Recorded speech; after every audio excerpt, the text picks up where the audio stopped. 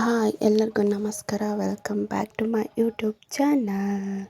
ಯಾರಾದರೂ ಹೊಸ್ದಾಗಿ ನೋಡ್ತಾ ಇದ್ದರೆ ಪ್ಲೀಸ್ ಸಬ್ಸ್ಕ್ರೈಬ್ ಮಾಡಿ, ಶೇರ್ ಮಾಡಿ, ಕಮೆಂಟ್ ಮಾಡಿ. ನಿನ್ನ ಜೊತೆ ನನ್ನ ಕತೆ ಮುಂದಿನ ಸಂಚಿಕೆಯಲ್ಲಿ ಏನಾಯಿತು ಅಂತ ಹೇಳ್ತೀನಿ, ನೋಡ್ಕೊಂಬರೋಣ ಬನ್ನಿ. ಈ ಕಡೆ ಸತ್ಯಣ್ಣ ಅವರು ಕನಸು ಕಾಣ್ತಾ ಇರ್ತಾರೆ. ಅಂದರೆ ನಿನ್ನೆ ಅಜಿತ್ ಮತ್ತು ಭೂಮಿ ಒಂದಾಗಿದ್ದು ಅದೆಲ್ಲ ಸತ್ಯ ಅವರ ಕನಸಾಗಿರುತ್ತೆ. ಸತ್ಯ ಅವರು ಸಡನ್ನಾಗಿ ಇದ್ಬಿಟ್ಟು, ಅಯ್ಯೋ ರಾಮ ರಾಮ ರಾಮ, ಇದೆಲ್ಲ ಕನಸಾ? ಇದೇನಿದು ಅಜಿತ್ ಮತ್ತು ಭೂಮಿ ರೊಮ್ಯಾನ್ಸು? ಅಬ್ಬಬ್ಬಬ್ಬಬ್ಬಾ, ನನಗೆ ಈ ಥರ ಎಲ್ಲ ಕನಸು ಬೀಳುತ್ತಾ? ಇರಲಿ, ಪರವಾಗಿಲ್ಲ. ಭೂಮಿ ನನ್ನ ತಂಗಿ, ಅಜಿತ್ ನನ್ನ ಫ್ರೆಂಡು.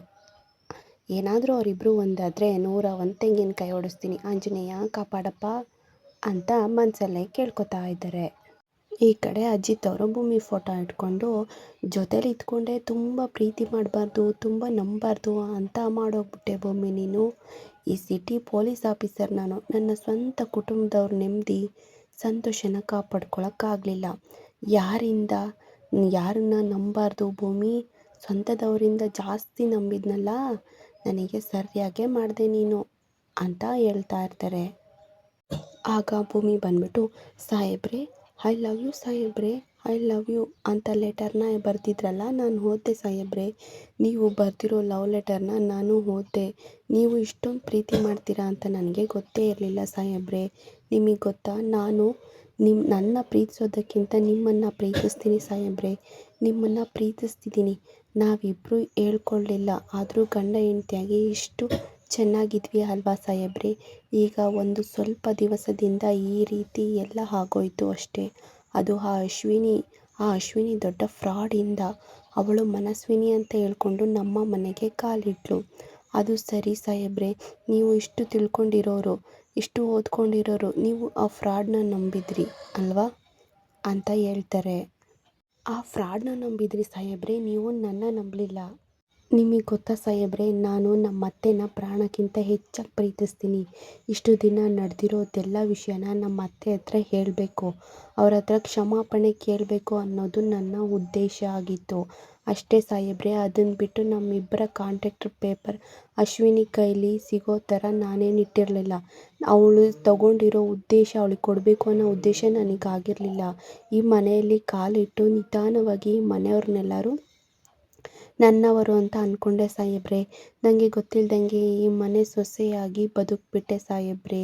ನೀವು ಎಷ್ಟು ಸಲ ಹೇಳಿದ್ದೀರಿ, ಭೂಮಿ ನಿಂದ ಹಾಲಿನಂಥ ಮನಸ್ಸು, ಒಳ್ಳೆಯವಳು, ಎಲ್ಲರನ್ನೂ ಬೇಗ ನಂಬ್ತೀಯ ಅಂತ. ಆದರೆ ನಾನು ಏನು ಮಾಡಲಿ? ನನ್ನ ಅತ್ತೆ ಇಷ್ಟು ಪ್ರೀತಿಸ್ತಾರೆ. ನನ್ನ ಅತ್ತೆನ ಕೋಮ ಕಳಿಸ್ತೀನ ಸಾಹೇಬ್ರೆ? ಹೋಗಲಿ, ಎಲ್ಲ ಮರೆತು ಬಿಡೋಣ ಸಾಹೇಬ್ರೆ.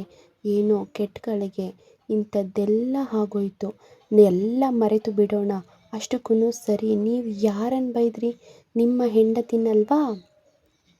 ನೋಡಿ ಸಾಹೇಬ್ರೆ, ಇದನ್ನೆಲ್ಲ ಮರೆತುಬಿಟ್ಟು ಹೊಸ ಜೀವನ ಕಟ್ಕೊಳ್ಳೋಣ, ಸರಿನಾ? ಅಷ್ಟೇ ಅಲ್ಲ ಸಾಹೇಬ್ರೆ, ನಾನು ತುಂಬ ದಡ್ಡಿ. ನನಗೇನು ಅಷ್ಟು ಸುಲಭವಾಗಿ ಅರ್ಥ ಆಗಲ್ಲ. ನೀವು ಬರ್ತಿರೋ ಈ ಲವ್ ಲೆಟರ್ ನೋಡಿ ಆದಮೇಲೆ ಸಾಹೇಬ್ರೆ, ನೀವು ನನ್ನ ಇಷ್ಟು ಪ್ರೀತಿಸ್ತೀರಾ ಅಂತ ಗೊತ್ತಾಗಿದ್ದು ಸಾಹೇಬ್ರೆ. ನಾವಿಬ್ಬರು ತುಂಬ ಚೆನ್ನಾಗಿರ್ತೀವಿ ಸಾಹೇಬ್ರೆ. ನಾನು ನಿಮ್ಮನ್ನು ಪ್ರೀತಿಸ್ತೀನಿ ಸಾಹೇಬ್ರೆ. ನಿಮ್ಮನ್ನು ಬಿಟ್ಟು ಒಂದು ಕ್ಷಣನೂ ನಾನಿರಲ್ಲ, ಒಂದು ಕ್ಷಣನೂ ನಾನಿರಲ್ಲ. ಮುಗಿದ ನಿನ್ನ ನಾಟಕ ಸಾಹೇಬ್ರೆ, ಮುಗೀತಾ? ನಿಮ್ಮ ನಾಟಕ ಮುಗೀತು. ಜೀವನದಲ್ಲಿ ಒಂದು ಸಲ ಆಗ ಅಜಿತ್ ಅವರು, ಜೀವನದಲ್ಲಿ ಒಂದು ಸಲ ನಿನ್ನ ನಂಬಿ ನಾನು ಯಾಮಾರಿದ್ದಕ್ಕೆ ಜನ್ಮ ಕೊಟ್ಟಿದ್ದ ತಾಯಿ ಸಾವಿನ ಬಾಗಿಲನ್ನ ತಟ್ಟಿ ಹೊರಗಡೆ ಬಂದಿದ್ದಾಳೆ. ನಾನು ಗಟ್ಟಿಮುಟ್ಟಾಗಿ ಕಾಣಿಸ್ತಾ ಇದ್ದೀನಿ ಅಂದರೆ ನೀನು ನನ್ನ ಜೀವನದಲ್ಲಿ ಹೊಡೆದಿರೋ ಏಟ್ಗೆ ಒಳಗಡೆ ಸತ್ತೋಗಿದ್ದೀನಿ. ಮತ್ತೆ ಈ ಥರ ಹೊಸ ನಾಟಕ ಆಡಿ ನನ್ನ ತಲೆ ಮೇಲೆ ಇಡಬೇಡ ಎಲ್ಲನೂ. ನನ್ನ ಮೈಯಲ್ಲಿ, ನನ್ನ ಮನಸ್ಸಲ್ಲಿ ಆ ಶಕ್ತಿ ಇಲ್ಲ. ಕುಗ್ಗೋಗಿದ್ದೀನಿ, ಏನು ಬೇಡ ಅನ್ನೋ ಸ್ಥಿತಿಗೆ ಬಂದುಬಿಟ್ಟಿದ್ದೀನಿ. ನಾನು ಒಳ್ಳೆ ರೀತಿ ನಿನಗೆ ಕೈ ಮುಗಿದು ಕೇಳ್ತಾ ಇದ್ದೀನಿ, ನನ್ನನ್ನು, ನನ್ನ ಮನೆಯನ್ನು ಬಿಟ್ಟು ಇಲ್ಲಿಂದ ಹೋಗು ಅಂತ ಅಜಿತ್ ಅವರು ಹೇಳ್ತಾರೆ. ನನ್ನ ಮಗು ಹಾಗೆ ಇರೋ ಥರ ಬಿಟ್ಬಿಡು ಭೂಮಿ, ಮೃಗ ಆಗೋ ಥರ ಮಾಡಬೇಡ. ದೇವಯಾನಿ ಮತ್ತು ಅಂಜು ಅವರು ಮಾತಾಡ್ಕೋತಾ ಇದ್ದಾರೆ. ಮಾಡೋದೆಲ್ಲ ಮಾಡಿಬಿಟ್ಟು ಕೂತಿರೋದು ನೋಡು, ಏನು ಗೊತ್ತಿಲ್ಲದೆ ಇರೋ ಬೇಬಿ. ನೀ ಹೇಳಿದಾಗೆ ಇವಳಿಗೆ ಭಯ ಇಟ್ಟು ಹುಚ್ಚು ಹಿಡಿಸೋಣ, ಅಥವಾ ಒಂದು ಸಲ ಮೇಲಕ್ಕೆ ಕಳಿಸ್ಬಿಡೋಣವಾ ಮಾಮ್? ಇದೇ ಎರಡರಲ್ಲೊಂದು ಸಕ್ಸಸ್ ಆಗೇ ಆಗುತ್ತೆ. ಓಕೆ ಹುಷಾರು, ಯಾರಾದರೂ ಬಂದರೆ ಸಿಗ್ನಲ್ ಕೊಡ್ತೀನಿ. ಶಾರದಾ ಶಾರದಾ ಹೇಯ್ ಈ ಕಡೆ ನೋಡಲಿ ಏನು ಮಾಡ್ತಾ ಇದೆಯಾ?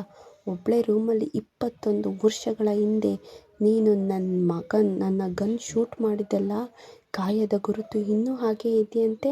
ಡಾಕ್ಟರ್ ಹೇಳಿದ್ರು, ನಿಜನಾ ಶಾರದಾ? ಯಾರು ಶೂಟ್ ಮಾಡಿದ್ದು ಗೊತ್ತಿದೆಯಾ? ನಾನೇ ನಿನ್ನ ಗಂಡ ಸತ್ತ ದಿನವೇ ನಾನು ಪಟ್ಟ ತೊಟ್ಟಿದ್ದೆ, ನಿನ್ನ ವಂಶ ನಿರ್ವಂಶ ಮಾಡ್ತೀನಿ ಅಂತ, ನಿನ್ನನ್ನು ನೀರುಗಳಲ್ಲಿ ಮುಳುಗಿಸಿ ಸಾಯಿಸ್ತೀನಿ ಅಂತ. ನಿನ್ನನ್ನು ಸಾಯಿಸೋಕ್ಕೆ ಪ್ರಯತ್ನ ಪಟ್ಟೆ, ಆದರೆ ನೀನು ಹೇಗೋ ಬದುಕೊಂಬಿಟ್ಟೆ ಅಂತ ದೇವಯಾನಿಯವರು ಶಾರದಾ ಹತ್ರ ಹೇಳ್ತಾ ಇದ್ದಾರೆ. ಈ ಕಡೆ ಅಂಜು, ಮಾಮ್ ರಿಯಾಕ್ಟ್ ಮಾಡ್ತಾ ಇದ್ದಾಳೆ ಮಾಮ್, ಇನ್ನೂ ಪುಷ್ ಮಾಡು. ಏಯ್ ಬಿಡಲ್ಲ ಕಣೆ ನೀನು ಬಾರೆ, ಏಯ್ ಬಾ ಇಲ್ಲಿಗೆ, ನಿನ್ನನ್ನು ಸಾಯಿಸ್ತಾಳೆ, ನಾನು ಬಿಡಲ್ಲ. ಈ ಕಡೆ ಅಜಿತ್ ಹೇಳ್ತಾ ಇದ್ದಾರೆ ಭೂಮಿಗೆ, ನೀನು ಹೊಡೆದಿರೋ ಏಟ್ಗೆ ನಾನು ಸತ್ತೋಗಿದ್ದೀನಿ. ಈ ಥರ ಹೊಸ ನಾಟಕ ಮಾಡಿ ನನ್ನ ತಲೆ ಸೇರೋ ಪ್ರಯತ್ನ ಮಾಡಬೇಡ. ನಿನ್ನ ಕೈ ಮುಗಿದು ಕೇಳ್ಕೊತಾ ಇದ್ದೀನಿ, ಮನೆ ಬಿಟ್ಟು ಹೋಗು ಪ್ಲೀಸ್ ಅಂತ ಕೇಳ್ಕೊತಾ ಇದ್ದಾರೆ.